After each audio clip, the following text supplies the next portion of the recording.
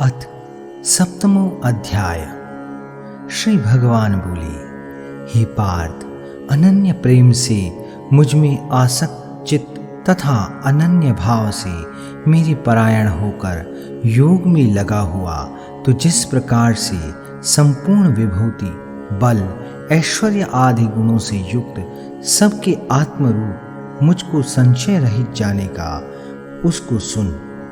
मैं तेरे लिए इस विज्ञान सहित तत्व ज्ञान को संपूर्णतया कहूँगा, जिसको जानकर संसार में फिर और कुछ भी जानने योग्य शेष नहीं रह जाता।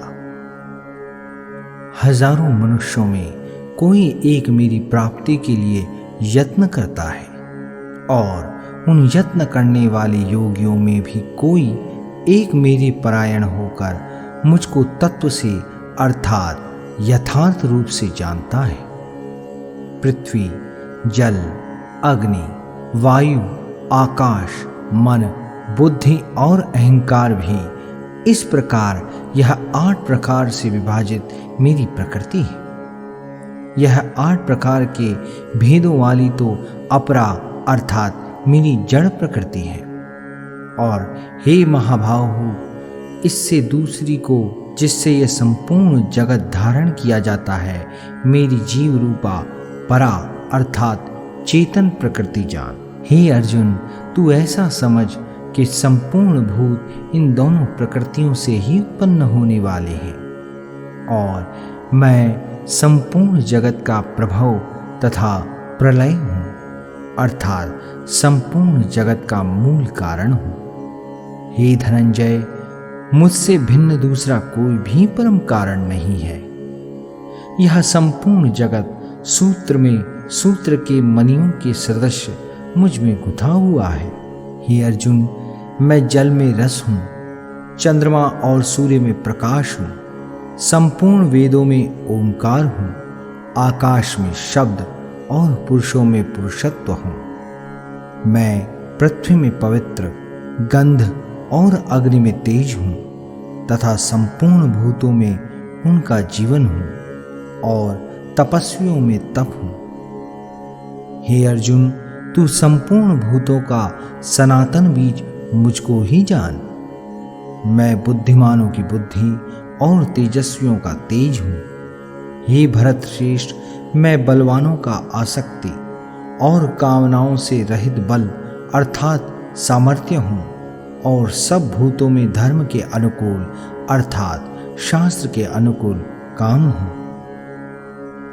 और भी जो सत्व गुण से उत्पन्न होने वाले भाव हैं, और जो रजोगुण से तथा तमोगुण से होने वाले भाव हैं, उन सबको तू मुझसे ही होने वाले हैं ऐसा जान।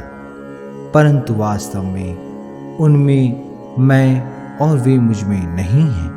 गुणों के कार्य रूप सात्विक, राजस और तामस, इन तीनों प्रकार के भावों से यह सारा संसार प्राणी समुदाय मोहित हो रहा है। इसलिए इन तीनों गुणों से परे मुझ अविनाशी को नहीं जानता, क्योंकि यह अलौकिक अर्थात अति अद्भुत त्रिगुणमयी मेरी माया बड़ी दुस्तर है। परंतु जो पुरुष केवल मुझको ही निरंतर भजते हैं, वे इस माया को उल्लंघन कर जाते हैं, अर्थात संसार से तर जाते हैं। माया के द्वारा जिनका ज्ञान हरा जा चुका है, ऐसे आसुर स्वभाव को धारण किए हुए हैं। मनुष्यों में नीच दूषित कर्म करने वाले मूढ़ लोग मुझको नहीं भजते। हे भरतवंशियों में श्रेष्ठ अर्जुन, उत्तम कर्म करने वाले अर्थार्थी, आर्त, जिज्ञासु और ज्ञानी, ऐसे 4 प्रकार के भक्तजन मुझको भजते हैं। उनमें नित्य मुझ में एक ही भाव से स्थित अनन्य प्रेम भक्ति वाला ज्ञानी भक्त अति उत्तम है, क्योंकि मुझको तत्व से जानने वाले ज्ञानी को मैं अत्यंत प्रिय हूँ, और वह ज्ञानी मुझे अत्यंत प्रिय है। ये सभी उदार हैं, परंतु ज्ञानी तो साक्षात मेरा स्वरूप है, ऐसा मेरा मत है। क्योंकि वह मदगत मन बुद्धि वाला ज्ञानी भक्त अति उत्तम गति स्वरूप मुझ में ही अच्छी प्रकार स्थित है। बहुत जन्मों के अंत के जन्म में तत्व ज्ञान को प्राप्त पुरुष सब कुछ वासुदेव ही है। इस प्रकार मुझको भजता है वह महात्मा अत्यंत दुर्लभ है। उन भोगों की कामना द्वारा जिनका ज्ञान हरा जा चुका है, वे लोग अपने स्वभाव से प्रेरित होकर उस नियम को धारण करके अन्य देवताओं को भजते हैं अर्थात पूजते हैं। जो सकाम भक्त जिस देवता के स्वरूप को श्रद्धा से पूजना चाहता है, उस भक्त की श्रद्धा को मैं उसी देवता के प्रति स्थिर करता हूँ।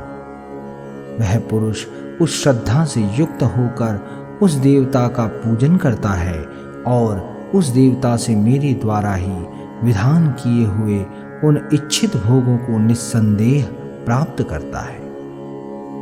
परंतु उन अल्प बुद्धि वालों का वह फल नाशवान है तथा वे देवताओं को पूजने वाले देवताओं को प्राप्त होते हैं और मेरे भक्त चाहे जैसे ही भजें, अंत में वे मुझको ही प्राप्त होते हैं। बुद्धिहीन पुरुष मेरे अनुत्तम अविनाशी परम भाव को न जानते हुए मन इंद्रियों से परे मुझ सच्चिदानंद घन परमात्मा को मनुष्य की भांति जन्म कर व्यक्ति भाव को प्राप्त हुआ मानते हैं।